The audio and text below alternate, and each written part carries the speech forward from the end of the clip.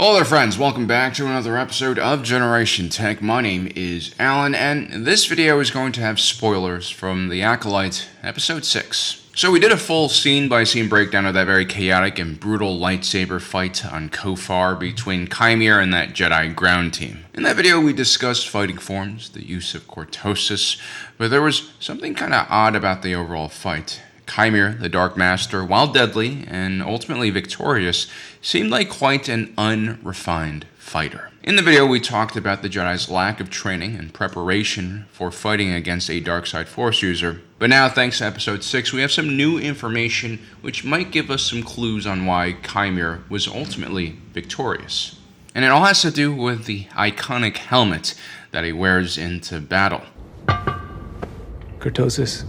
Handy against lightsabers, but also a sensory deprivation headpiece, like we used as younglings. It blocks out all your senses? So it's just you and the Force, and what you bring with you. So Cortosis shorts out the energy from lightsabers and also blaster rounds. Plasma torches as well.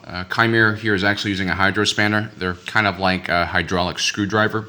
But now Cortosis kind of works like Magneto's helmet and blocks other Force users from using the Force on one's mind. And this means no reading the mind, no using Jedi mind tricks. Which is kind of an interesting take because Cortosis absorbs energy, and in a way the Force works like an energy field. The Force is what gives the Jedi his power. It's an energy field created by all living things. It surrounds us and penetrates us. It binds the galaxy together.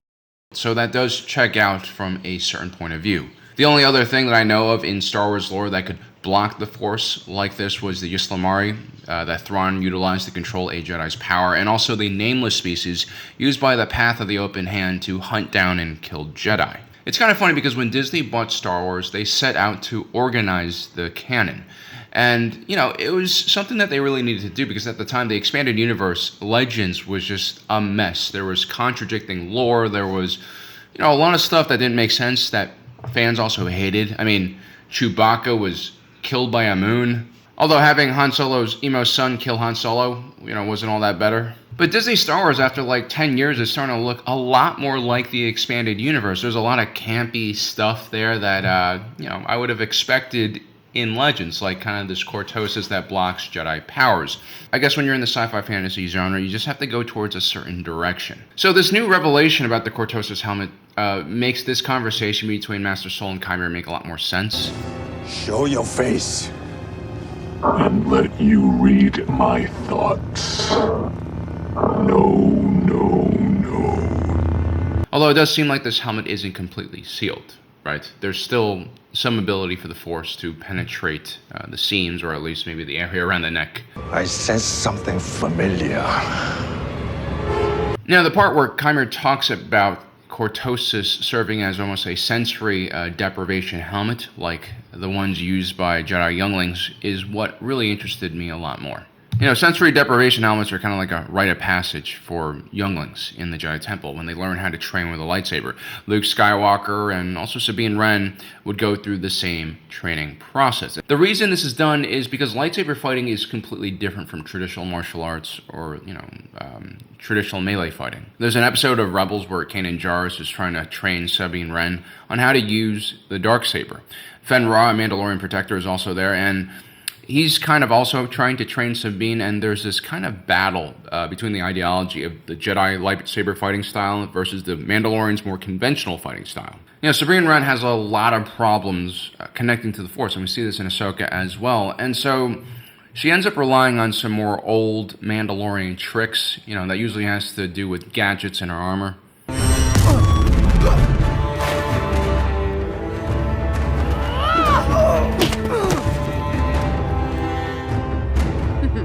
And that's your head. This really pisses off Kanan because the point of this exercise is not to win, but to actually use the lightsaber properly. At the time, Sabine Wren is trying to become the wielder of the darksaber so she can unite the Mandalorian people, and the Rebels really want the Mandalorians on their side. As politics and the Force, intertwined with one another. Hey! Is this a game for you? No game, just outsmarting my opponent. Care to take a shot?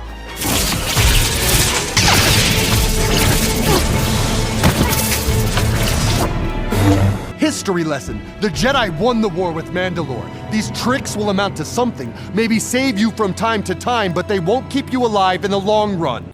Notice how Kanan is wearing a mask. He's blind. He was blinded by Maul, and in many ways, with one less sense, with one less thing to distract him, Kanan Jarrus actually becomes a much more powerful Force user and fighter. Because for a Jedi to truly utilize the Force, they have to clear out a lot of the other things in their mind that might distract them. And, sight actually is one of those things. Let go your conscious self and act on instinct.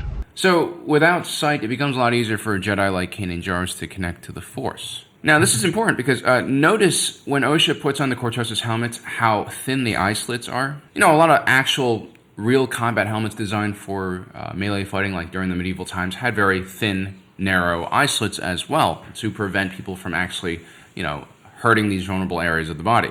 But this is actually a bit extra. There's almost zero visibility here. But by essentially making the wearer almost blind, this Cortosis helmet doesn't just cut them off from outside Force powers, but it also dampens their ability to hear and see. To be able to fight like this with your senses dulled, to be able to trust the Force so completely is a sign of a very advanced Force user. This isn't only a huge advantage because it allows a Jedi to have a better connection to the Force, it also affects how one uses their lightsaber, because the way lightsabers work is also very different from a traditional melee weapon. Energy constantly flows through the crystal.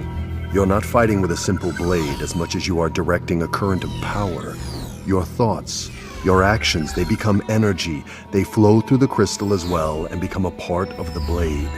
This should also give you guys a bit more insight in just how powerful Vanessa Rowe's hose of energy is. This is really not a weapon that the Jedi generally use, because it is very powerful and chaotic. We'll talk a little bit more about that in the next episode. For a Force user like Chimera, though, having the helmet on allows him to essentially enter a meditative state very easily. By numbing all of his senses, he becomes extremely reliant on the Force. It's a scary move, but it's like taking off the training wheels. If you can learn how to fight like this, you become exponentially more powerful. There's a scene in the Clone Wars where Qui-Gon Jinn started talking to Yoda from beyond the grave, and the poor Jedi Master thought he was losing his mind, and they end up placing Yoda in a deprivation tank. They even slow down his vitals so that he was able to get as close to death as possible. You see, the more passive a Jedi becomes, the more they disconnect from reality, from their consciousness, the closer they get to the Force. This is why the ultimate Jedi flex, if you think about it, is literally disappearing and having their consciousness absorbed into the living Force. Now, things work a little bit differently for dark side Force users, as Chimera explains. There's another side of using the Force that the Jedi have hidden from their members for, ever. What did you mean by strength in the Force? Exactly that. If you are a Jedi, you know it's something you must exercise. Without training, it fades. And that's what they told you. What Chimera talks about next is what the Jedi consider a shortcut, a dangerous path, if you will. But again, this is just from a certain point of view. It's a viewpoint that I believe is tainted with fear and paranoia. The path of using the dark side is dangerous if you're a Sith, because they worship the dark side. They have a code that pushes them beyond the normal limits of what living beings should do with the dark side. Chimera, on the other hand, I think is a dark Jedi. He clearly is not lost his mind completely yet. I actually love how just normal and down to earth he appears in his little cave. He's kind of like a hermit, They could have really went completely the opposite direction in this episode. Master Soul could have been all calm and relaxed after this battle, and Chimera could have gone full Sith, yellow eyes, shooting lightning into Osha, trying to get her to join the dark side. And, that would kind of be expected and I think overdone. I like what they did here by subverting our expectations.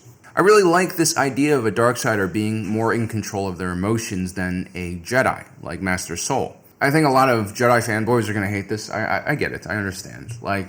But I think it's an important lesson. Just because you're a Jedi doesn't mean you're necessarily good. Just because you tap into the dark side doesn't mean you're a maniac that wants to kill everything and, is dangerous to the galaxy, right? And unlike the Sith, Chimera is not a slave to the dark side just yet. Like the ancient Jedi, Chimera seems to understand both sides of the Force. Whether it's when he heals Osha's injury, talks about her anger betraying her thoughts, or just do something as simple as compose himself. Now, Chimera also understands the dark side. He taps into it during that battle in a very proficient manner. And he also wants to teach Osha about it. He wants to give her his point of view on this. Below the surface of consciousness are powerful emotions. Anger, fear, loss, desire. That's the path to the dark side. Semantics.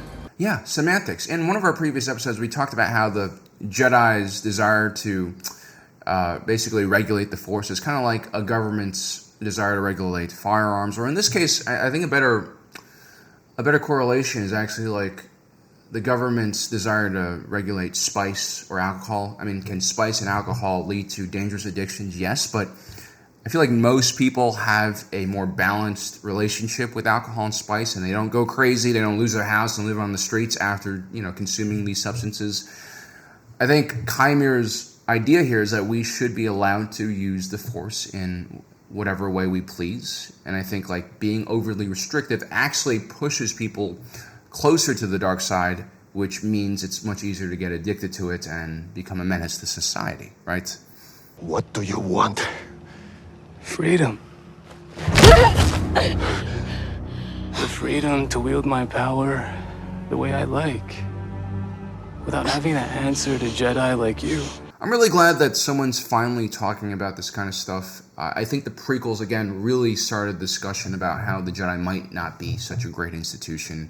And now we're finally seeing the results of the Jedi's actions. I mean, this is not all that different from the original schism when the first few Dark Jedi were pushed out of the Jedi Order and they eventually were radicalized because the Jedi just hunted them down until they essentially genocided them, right? I mean, the Sith became monsters in a lot of ways because of the Jedi's overreaction. I'm so happy that they're finally doing this. I know Jedi fanboys, they hate this, and I respect that. I mean, we all have our own views of the lore and the canon, and like, I would love to actually debate some of you guys about this in like a really non-combative way, because it's an interesting thing to talk about, I think, right?